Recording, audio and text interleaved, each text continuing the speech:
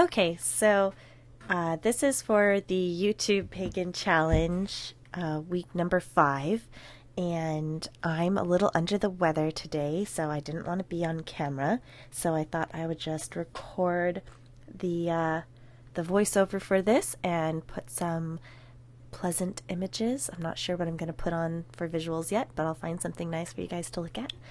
So, week number 5 of the YouTube Pagan Challenge was, how do you feel this time of year, or what do you think about this time of year, or I'm not exactly sure, something along those lines, something about this time of year. And I've been watching a lot of other people's videos, and a lot of people are talking about essentially their opinions of the weather. And I guess, I mean, for me, this time of year, as far as weather goes, it's kind of a mixed bag.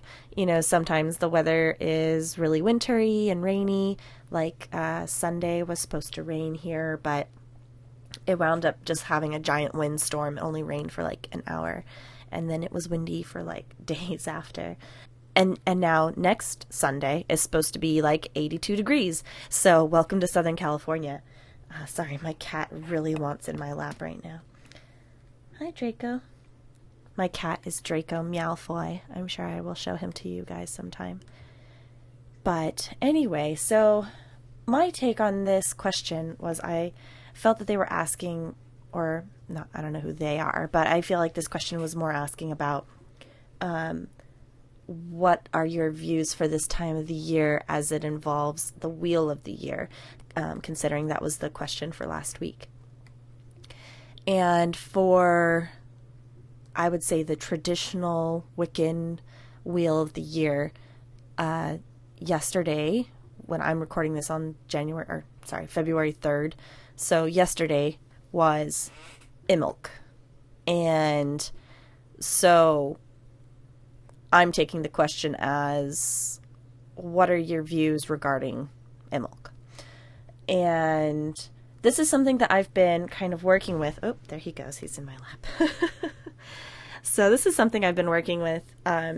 If you watched my last video about the Wheel of the Year, you heard me talk about how I'm kind of working on my own Wheel of the Year. Sorry, I'm opening my Book of Shadows here to try and find my notes, because I've been working. Okay, he changed his mind. I've been working on this idea and about the Wheel of the Year, and how the traditional Wiccan Wheel of the Year doesn't feel like it applies very well to my life here in Southern California. A lot because of the weather. Like I was saying, it's going to be 80 degrees next weekend. So the idea of images and imagery or metaphors of whatever, of the snow melting and the first sprouts of spring coming through the snow, just doesn't really resonate with me, because I've lived in Southern California my entire life, and I've never really had snow around here. And I mean, we've been in a drought for the past few years, so I mean, there hasn't even been that much snow up in the mountains. There's snow this year, which is awesome, but I haven't been to see it. So again, snow doesn't really speak to me. I love snow, personally. I would love to have snow all the time. Maybe not all the time, but I would love to have snow in the seasons. But yeah, we don't get that here. So February is, on average, the rainiest season in Southern California, in the area that I live. Even still, you're only looking at less than 4 inches of rain on like an overall average of all time kind of thing. So for me, I mean, if you think about the traditional Imbolc and the idea of snow and the snow melting and the first signs of spring, you can kind of think of it as the idea of being like the cleanness, the cleansing, the clean white snow, and melting away, and this kind of I remember doing a ritual a few years ago that had worked with snow imagery, and it was a lot about melting away trying to think of melting away things that you don't want anymore, clearing out, cleaning out, cleansing, and all that kind of stuff. And for me, it's a similar kind of thing. It's kind of a time for cleaning out and clearing out. If you wanted to bring in imagery, for me, it would be more with rain. So the rain washing out and clearing out. And some of the things that I thought about while I was meditating over this over the weekend was that, I live in the city, and with the rain and kind of the idea of the rain clearing out, cleansing out, washing away is in the city is the city gets kind of grimy, and whenever it rains, if it rains hard enough, the city gets really nice and clean, and everything just feels so much better, and the roads are nicer, and everything just looks so much prettier and just cleaner after the rain. So that's definitely an idea that that I kind of was excited to come up upon this weekend while I was thinking about this. Another thing that I was thinking about, this is like the kind of like an idea of like the start of spring. For this time of year, I also feel like you have the winter solstice and all the festivities that come with that time of year.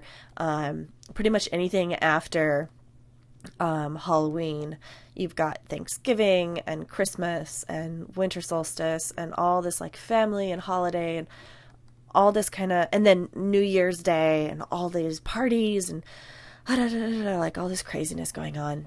And then January comes, and New Year's Day, you're supposed to have your New Year's resolutions made. And the thing is I don't know about you, but during the holidays, the last thing I'm thinking about is, what are my New Year's resolutions? I'm just thinking about, how am I going to get from here to my in-laws' house, to my parents' house, to my sister's house, to my husband's sister's house, in Las Vegas and Ridgecrest and San Diego and, Orange County and LA and like all over the place. So last thing I'm doing in December is thinking about what I'm planning for the next year. And even once you're in January, there's the whole month of January for me really is like a time of like rest and recuperation from the crazy holiday season.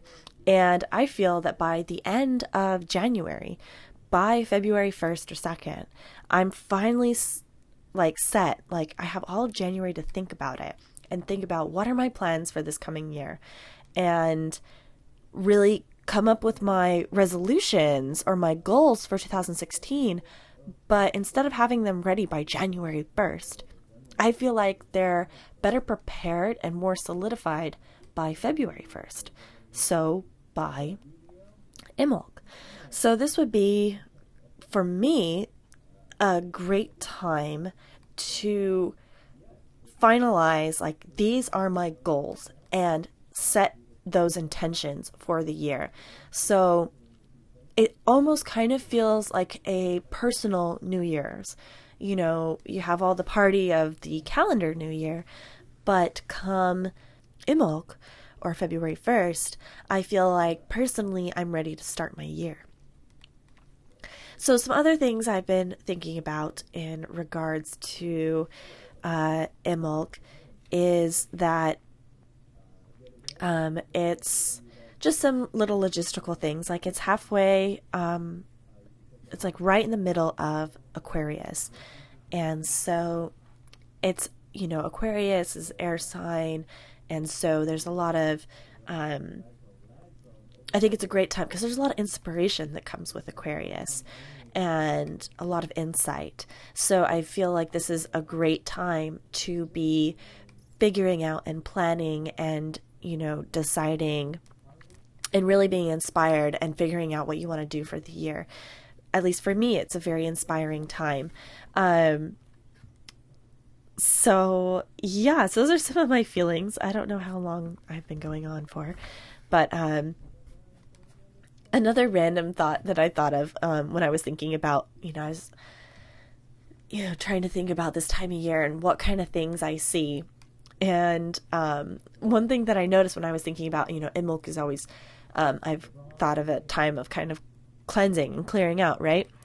And I don't know if I had the TV going at the time or what, or if I just seen it later that day, but I saw like a sit and sleep mattress store, clearance sale, like clear out last year's stock, like even like in the retail market.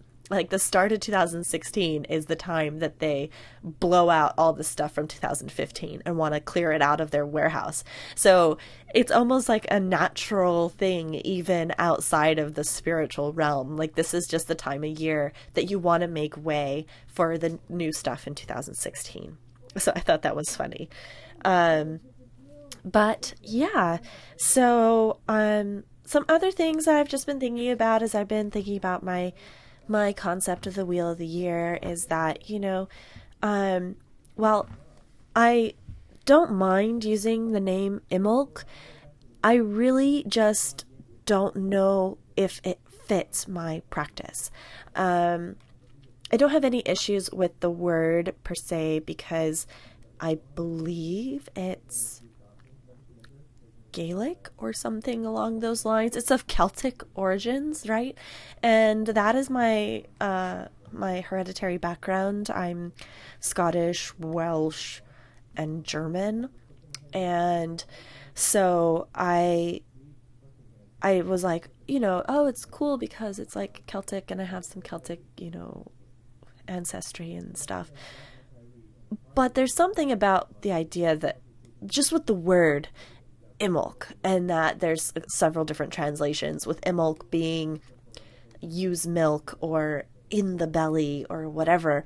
And I'm just like, okay, so I finally solidified my ideas for this time of the year as being a time of essentially cleansing and preparing and initiating things and planning. And I'm like, okay, what the heck does that have to do with milk and baby sheep?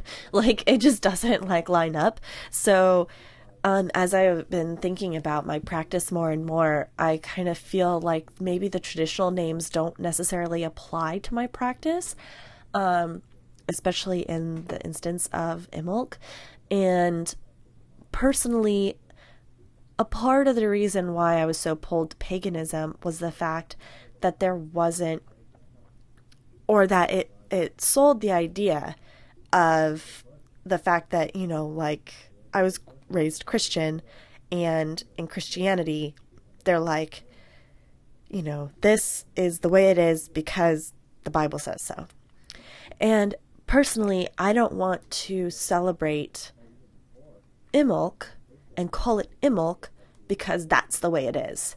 It feels like the same kind of restriction that I got from Christianity that I didn't like. And so I don't have anything wrong with or anything against people who want to follow Wicca to a T, to the traditional sense. That's awesome. I did that for several years and it just isn't speaking to me anymore. And so I think I've decided that I just don't feel comfortable using the traditional names. They just don't feel like they fit my practice anymore. So for now, until I figure out something better, I have decided that I like the name for the holiday to be the Winter Cross Quarter or the Winter Cross. Because for me, the wheel of the year, you have the winter solstice is the start of winter. The spring equinox is the start of spring. The summer solstice is the start of summer. And the autumnal equinox is the start of fall. Which means that Imulk falls between the start of winter and the start of spring, which means it's starting the winter season. Therefore, it'll be the winter cross. And then Beltane will fall between the spring equinox and the summer solstice. So that will be the spring cross. And then Lughnasadh will fall between... that was my cat. My cat is very upset that I've locked him out of the office. So Lughnasadh will fall between the summer solstice and the autumnal equinox, which will make that the summer cross. and Samhain falls between the equinox and the winter solstice, and that will make that the fall cross or autumn cross. So I think I like that idea of naming them better, because I've always liked, the winter solstice as the winter solstice, the summer solstice as the summer solstice. I never called the summer solstice Litha. I don't think I ever called it Litha. And I don't think I've ever called the autumn equinox Mabon. I think I've called Ostara. But even Beltane, I never really called Beltane. I called it May Day. I just never completely comfortable using the Celtic traditional names, just because, I don't know, I wasn't officially trained by anybody, and I never really had a specific tradition that I followed. So I'm working on creating my own personal tradition now, and that's what I've decided. So thank you for watching, if you watched all this way, and I hope you like what I had to say. Please leave any comments if you have any questions or any comments. I'd love to discuss things with y'all. And, give it a like or whatever. I don't care. You don't have to like it. You don't have to subscribe if you don't want to. I just think it's really cool. And I've really been enjoying the people I've been talking to, that I've been subscribing to, and people who've been commenting on my videos. I super appreciate it. And last time I checked, I had like 16 subscribers. That's super awesome cool. So thank you for those of you who have subscribed. If you want to subscribe, please do. If you don't, no pressure. So I will see you all next week, hopefully with my face, for week 6. I don't even know what the question is for that, so I'll have to look it up. But anyway, thank you for watching, and I'll see you all next week. Bye.